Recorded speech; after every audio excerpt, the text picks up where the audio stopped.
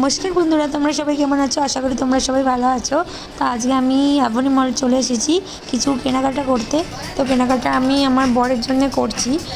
তোর গেঞ্জি প্যান্ট ছিল না, ওই জন্যে হাফ প্যান্ট গেঞ্জি কিনলাম। তো আমি কিনে এবার বাড়ির দিকে যাচ্ছি।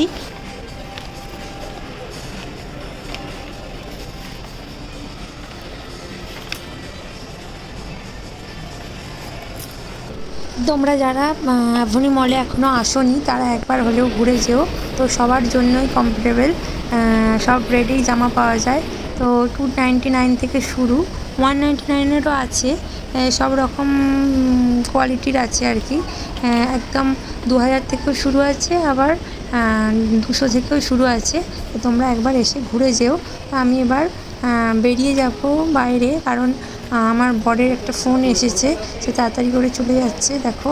আর আমি কোন দিক দিয়ে বেরোবো সেটা বুঝতে পারছিলাম না, উল্টো দিক দিয়ে বেরিয়ে পড়েছিলাম। তো আজকে আমার একটা জায়গায় যাওয়ার আছে, সেটা কোন জায়গা তোমাকে আমরা যখন যাব তখনই দেখাবো। তো তোমরা ভিডিওটা সম্পূর্ণ দেখতে থাকো। আর সেই জায়গাটা আমি বলবো। তো আমরা বাইরে বেরিয়ে চলে এসেছি, এবার বাড়ির দিকে যাচ্ছি। তো আমি তোমাদের দাদাকে বললাম আমাকে একটু বাড়ি ছেড়ে দিয়ে আসো।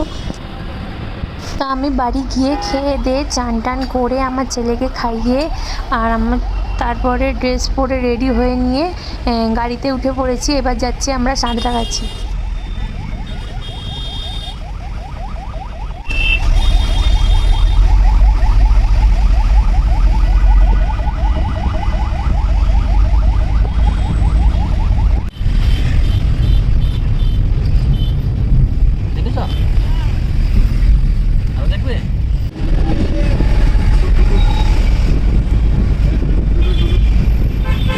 তো আমরা সাঁতরাগাছিতে চলে এলাম। তো সাঁতরাগাছি থেকে ট্রেন ধরবো। সকালবেলা হাওড়ায় গেছিলাম, হাওড়া থেকে ট্রেন মানে ধরতে পারিনি, মিস করে গেছি, ওই জন্যে আমাদের টিকিট ক্যান্সেল হয়ে গেছে। তোমাদের দাদাভাই টিকিট কাউন্টারে টিকিট কাটতে গেছে, তো আমি তার জন্য ওয়েট করছি। তো তারই মধ্যে একটু ভিডিও বানিয়ে নিলাম। তো দেখো আমার ছেলে এর প্রচুর গরম হচ্ছে আর ঘাম হচ্ছে, ওই জন্যে আমার ছেলের কান ছিল একটু ডিস্টার্ব করছিল। তো আমাদের সামনে কামরূপ এক্সপ্রেস দাঁড়িয়ে আছে, তো সেই ট্রেনে যাব।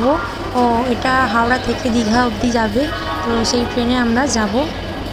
তো ফাইনালি অনেক ধৈর্যর পর, অনেক সময়ের পর, ট্রেন লেট ছিল প্রায় 2.5 ঘন্টা, তারপরেই ট্রেনটা পেয়েছি।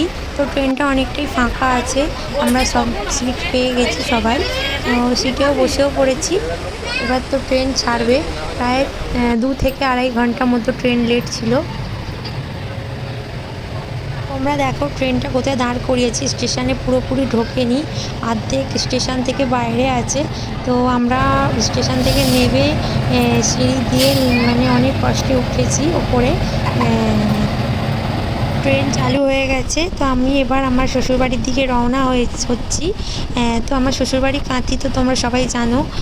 তো আমরা কাঁথি যাচ্ছি আমার গৃহপ্রবেশের জন্যে, মানে গৃহপ্রবেশ হবে। দেখো রূপনারায়ণ নদীটা কী সুন্দর লাগছে, আর দূরে আকাশটা আর ব্রিজটা এত সুন্দর লাগছে। তো তোমরা কে কে রূপনারায়ণ নদীর তীরবর্তী স্থানে থাকো আমাকে কমেন্ট করো। তো সন্ধ্যা হয়ে গেল, এবারে ক্যামেরা কতটা করতে পারবো আমি বলতে পারছি না। তো অন্ধকার হয়ে গেলে আমি কোথায় ক্যামেরা করতে পারবো না। তো এখানেই ভিডিওটা দেখবার জন্য তোমাদের অসংখ্য ধন্যবাদ। আর দেখো ব্রিজ শেষ হয়ে গেল, কত বড় ব্রিজ। তোমরা রূপনারায়ণ নদীর নদীর চরে কে কে এসেছো আমাকে কমেন্ট করবে। আর দেখো এখানে তাপবিদ্যুৎ কেন্দ্র কোলাঘাটের। তো এটা হাওড়া ডিস্ট্রিক্ট শেষ হচ্ছে এখান থেকে, রূপনারায়ণ নদীর এপার থেকে আবার মেদিনীপুর পড়ে গেল। তো আমরা মেদিনীপুরে ঢুকে গেছি। তো দেখো সূর্য তো অস্ত চলে গেছে, আমরা ঢুকবো হচ্ছে 8টা কি 9টার সময়, তখন তো একদম রাত হয়ে যাবে, তাই জন্য আমি ভিডিও করতে পারলাম না। আর দেখো পুরো অন্ধকার হয়ে এসেছে আস্তে আস্তে। আর আমরা স্টেশন থেকে নেমে পড়েছি, আর ট্রেন আমাদের ছেড়ে দিয়ে চলে গেল। তো ভিডিওটা এখানেই শেষ করছি, টাটা বন্ধুরা, আবার দেখা হবে নেক্সট ব্লগে।